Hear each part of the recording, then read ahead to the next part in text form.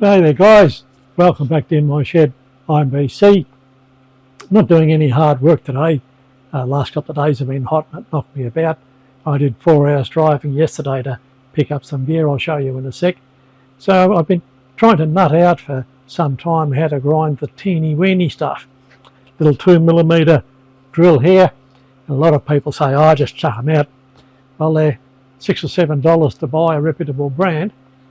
And I'm drilling a lot of holes now through pins, cross holes, and some of these pins are 4140 or whatever scrap I pick up.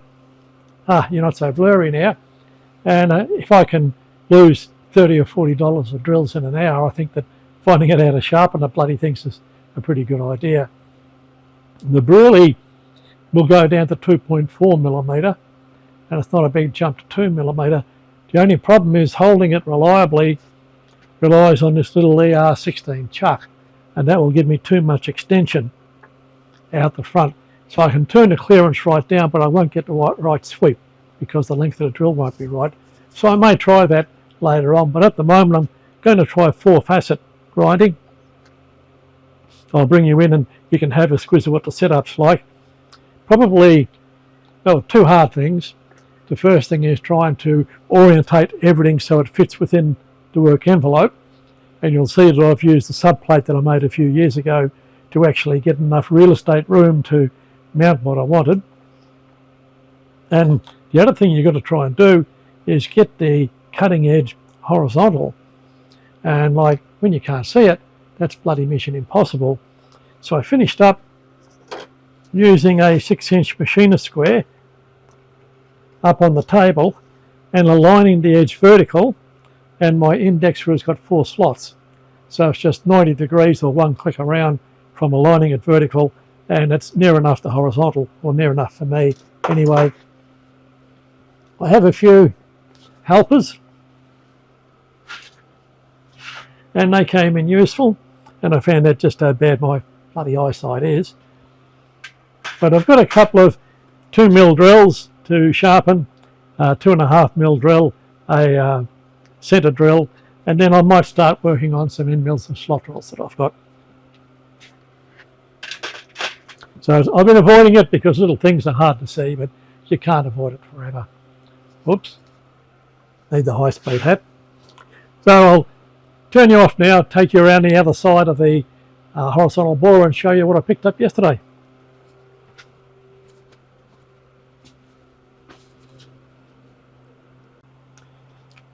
Okay guys, this is all part of the repowering of the Cairns horizontal borer, which this is sitting next to, and part of it will be installing the VRD. A mate of mine had the same idea, but he sold the horizontal borer when he got one a little bit bigger. So I got 2 enclosures. And the small one will go on the back of the borer where the work light and transformer lived. And inside there I've got a couple of contactors and some circuit breakers. So it's virtually all that I'll need to get it up and running. Trying to figure out a circuit for it yet, but I've got a good electrician mate who's competent in wiring up VRDs, and I'll be chewing his ear a little bit on how to do it. And all I'll do with this box is put the previous transformer based box inside there because it's small enough to fit, and I can draw out the mounting bolt holes. It saves me a fair bit of sheet metal work. But this will be a job for another day, but just thought I'd show you what you get if you drive over the other side of town and spend 4 hours in the car. Move you back to the grinder. Okay guys, here we are over at the Clarkson, right under that bloody fan that won't stop. But I'm hoping that the noise reduction software I bought is doing a reasonable job. Clarkson is a bit of a shit to set up because it doesn't have a big table, and I can't wait to get the Haro running. And the other grinders I've left set up, workhead not suitable, index are not right, for other reasons I just couldn't use it. But here's that real estate enhancer, or the subplate that I made up. And as I said in the previous video, the spacing between the holes is not the same or consistent. That way you got more chance of lining up with your existing bolt pattern. Having said that, the first time I went to use it, it didn't. There's a bolt down the back there that mounts this universal workhead of Clarkson's to the table, and the reason I've got that plate under it, the workhead has a permanent tongue at the bottom to go in the groove in the table, and I want to be able to swivel it. It doesn't have a swivel base. I would use the Haro workhead, except it's a heck of a lot bigger, and I'm already at the limit of my workspace. I've got to tilt it back now to do the secondary clearance first, and for alignment, as I said, I just use the machinist square off the deck. Here is the indexing ring that's locked to the shaft of the chuck with this 6mm screw and a little brass drop inside, and there's 4 grooves on there for indexing. Now inside the ER32 chuck I have an ER11 chuck with a 16mm shank, and it's got collets right down to 1.2mm I think, but I've got an Imperial set. This particular collet is a 2 to 3mm, and I can't open it up enough to put a 2.5mm drill in there, so I think I'm going to have to buy a set of metric collets as well. But if this job is repeatable, and I suppose it will be, I'll be marking everything so that I have the indexing ring indexed to the shaft, that chuck indexed to this chuck nut or the chuck shaft, and then I'll be able to take this chuck off-site, line the lip up with a setting block, like a 1, 2, 3 block or something, tighten the nut, and then bring the chuck back and install it. And that's what the commercial drill grinders for this size do. It gets rid of all the hokey pokey you're trying to get that cutting edge flat that I've been going through here. So yeah, time for a bit of fun. I'll stir the old Clarkson up, watch all the paper wasps come pouring out of the motor housing or something like that, and wish me luck. I don't want to look like a goat on front of the TV. Bring you back soon. I'll show you what I'm dealing with, just taking one thou at a time.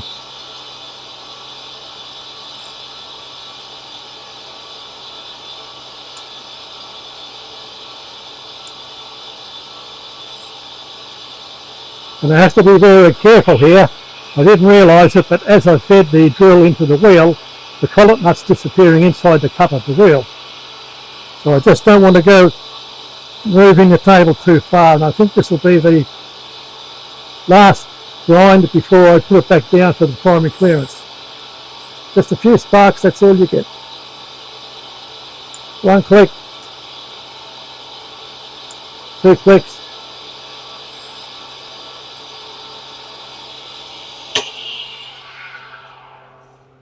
Okay, reposition it for the primaries and bring you back then. Okay, we have another consideration. As you're taking material off the edge, you're grinding something that's on a spiral, so you actually change the angle or angular position of the cutting edge the more material you take off. So I probably took about 5 thou off the back. That could have brought it right up to the cutting edge. I'll now bring the primaries up. I'm going to take 2 thou off there, and then we'll dismount the drill and have a look, see if we've actually been successful. Okay, make a bit more noise.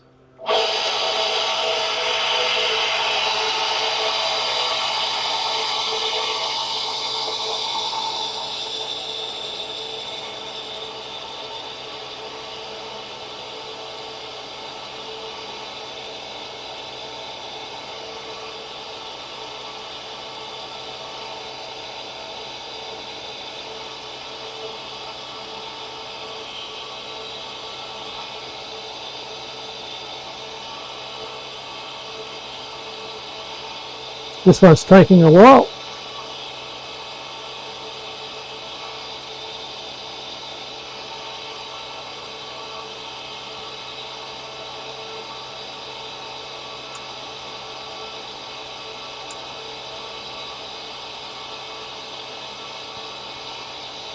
Or maybe I'm just being a sook.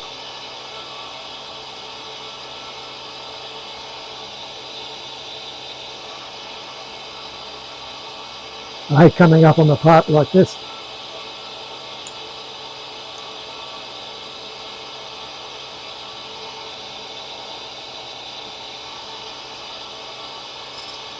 That's it, touch off.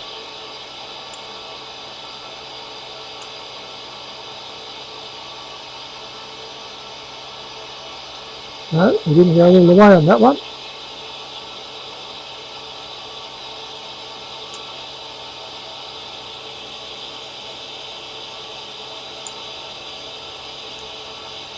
That's it. No. Another foul.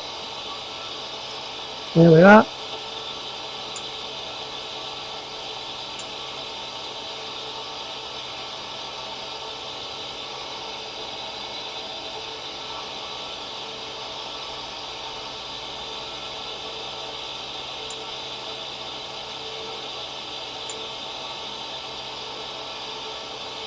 Nothing there. Little spark.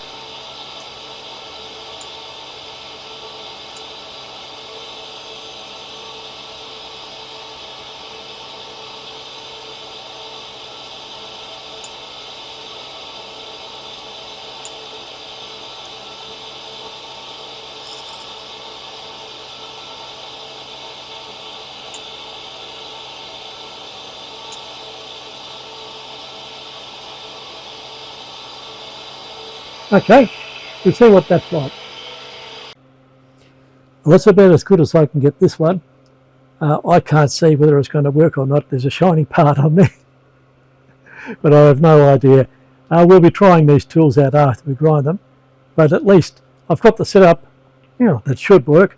The big thing is timing the drill to the collet to get that cutting edge horizontal. Okay, it's time to feed the face for me now. On this leisurely day, by the time I heat up the food, I'll be getting stuck into it. Bring you back when something else is making sparks. G'day guys, back again. A bit more for you to see. I've removed the ER11 chuck and I've gone straight to the ER32. And I had trouble getting the collet to close up on the 2.5mm drill. Once again, it's a 2 to 3 millimeter collet, but I'll bet to Bob if I had a 332 collet in there, it closed right up. Different story this time around. Let's see if I can zoom you in a bit. Even though it's only 25% bigger, it just appears twice the size in my eyesight. And you can actually see the facets that are ground to the naked eye, but I don't know you'll pick it up by camera.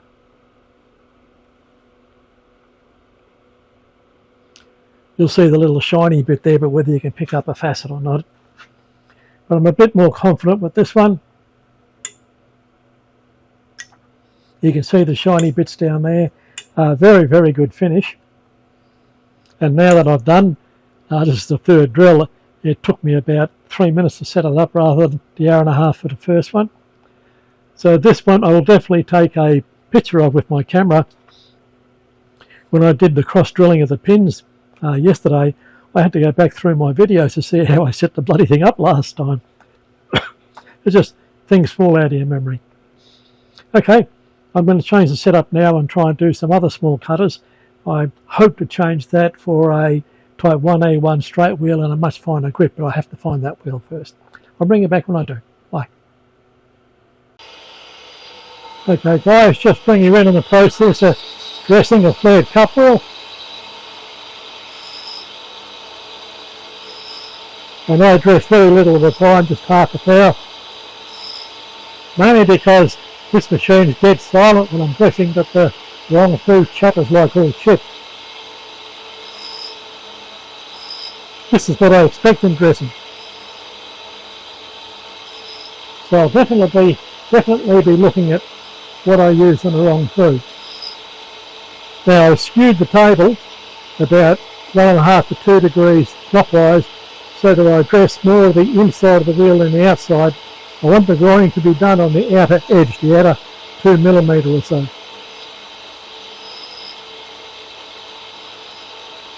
The outer 2 millimeter is also where you always get the first bit of wear, and that's when you start to get a bit of a belly on the cutter.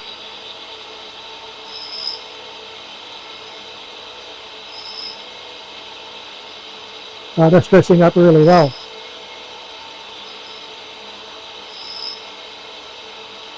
And per normal, abrasive mess everywhere.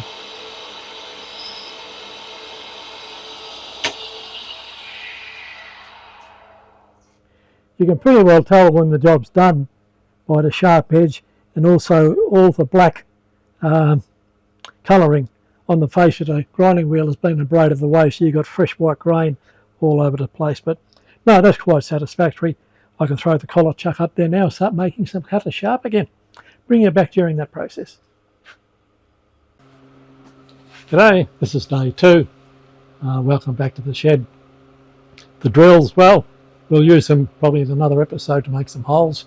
Not overly successful for 2 limitations. One is holding them successfully in the collets, and it's a lot of mucking around. But also I found my bloody eyesight's worse than I figured. I knew I was having a bit of trouble reading, but I couldn't see the end of the drills even under strong light. I do have a miniature drill chuck around, and what I might do is drill that through. It should hold down to about 1mm.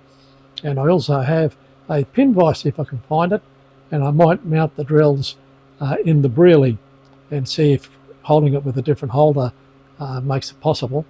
But it's a lot of time prepping. There's probably 2 or 3 hours of mucking around there to make 2 minutes worth of video, so I'll put that into a different day. I've got some parts coming for the rider mower, and I still want to show you where I'm up to on the Kearns borer. Okay, I'll zoom you in. I've got one last cutter to put in, and if you wonder why I go through all of this rigmarole, just in the 6 cutters I'm reground yesterday and today, there's about $220 worth of slot drills and end mills. 16 or 20mm tools are quite expensive. I've got a countersink, a chamfering tool, and 3 other end mills to grind out of this batch. But as well as me keeping my hand in grinding, there's reasonable dollar value in there. And the other thing is, if it's late Saturday afternoon and you want to cross drill some pins to get them to the club for running day the next day, if you don't sharpen a drill, you don't get the job done. Anyway, zoom you in, we'll start at the Clarkson and grind another cutter. Okay, let's hope the new microphone makes it a bit more comfortable.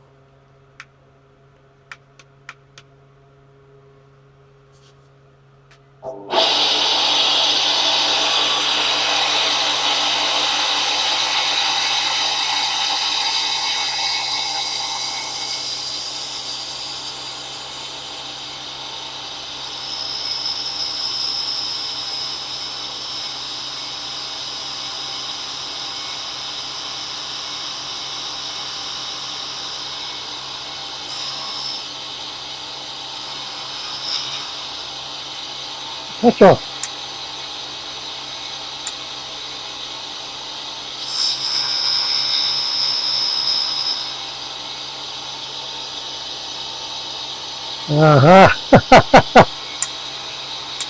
Talk about bad bloody eyesight.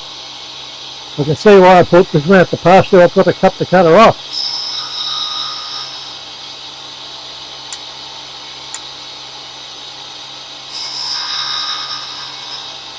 Some previous user has taken a great big chip about 3 mil long. Bit too much for this job. I should have had under a better light. Anyway, that's a laugh on me. I'll give you a look at the others I have done for the day.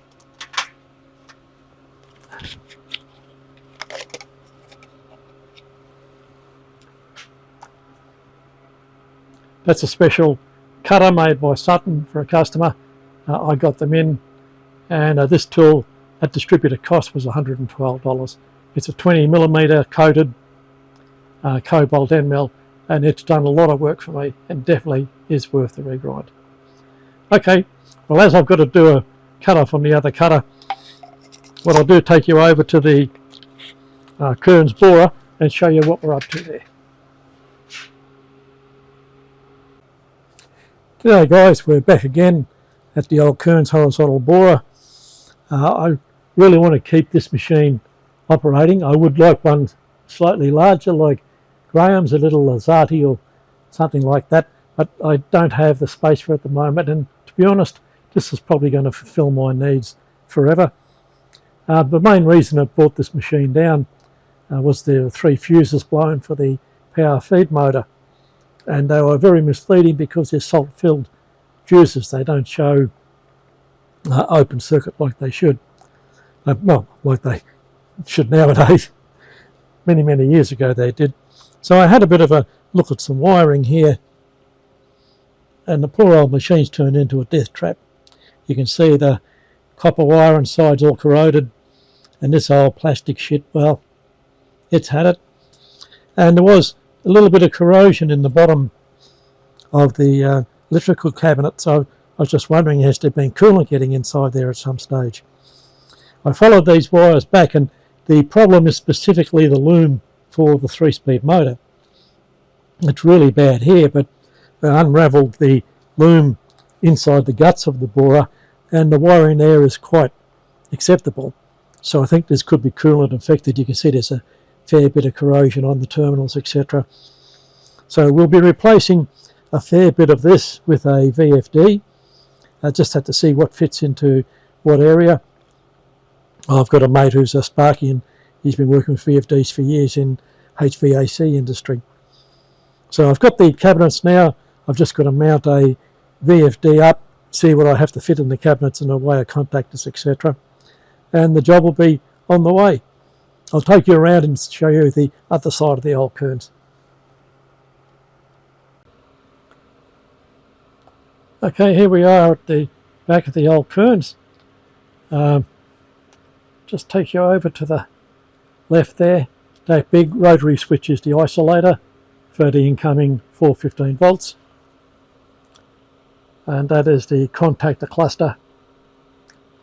And one thing that threw me originally is the larger fuses, 6 amp for the power feed motor, and on the left you can just barely see the tiny little fuses, 8 amp for the main motor. Oh heck. And one thing that confuses me, it's a Pommy machine, but it's bloody 115 volt coils on the contactor. So it's an aux transformer, bottom right, to 115 volts. Now that's an American idea, or aviation's 115 volts, of course. So, yeah. Well, you can see the terminal strip over on the left, and there's about 20 wires running out the back of it. Most of this will be gutted. I might even mount the VFD in here where the contactor and the fuses go, and just run a remote control. You can run a remote on these, but I don't know whether I'd like that remote because it's a very small panel and not that easy to operate. So that's what we're going to be up to. I don't know whether it'll be before Christmas. I don't like trying to pull blokes away from their family in peak time of the year. But hope to get this old girl up and running. It's been a beauty for me. And the main reason I got it is anything you can't mount in the milling machine or on the lathe, etc., you can mount on here. If you take the backsteady off, you can put 3 metre long things on the table. And the beauty of it is you can drill and tap with it, you can internal bore and OD turn. So although it can be a little bit clumsy at times, it gets the job done, and that's the main thing. Well guys, it's me at signing off time. Here's one of the VFDs that I'll be using, and it's a Yaskawa from Japan, quite a sizable industrial unit. I don't think it's going to fit in the small enclosure I've got, so the big box will be mounted on the back of the borer. Bit out of my league at the moment, but I'll school up as I go. Okay, I didn't want to start in cutting off that cutter. That's 10 or 15 minutes to set up and change back again. That could be quite boring for you. So all the best for now. Let's hope you're getting along with something in your workshop. Please like and subscribe if you haven't already. Bye.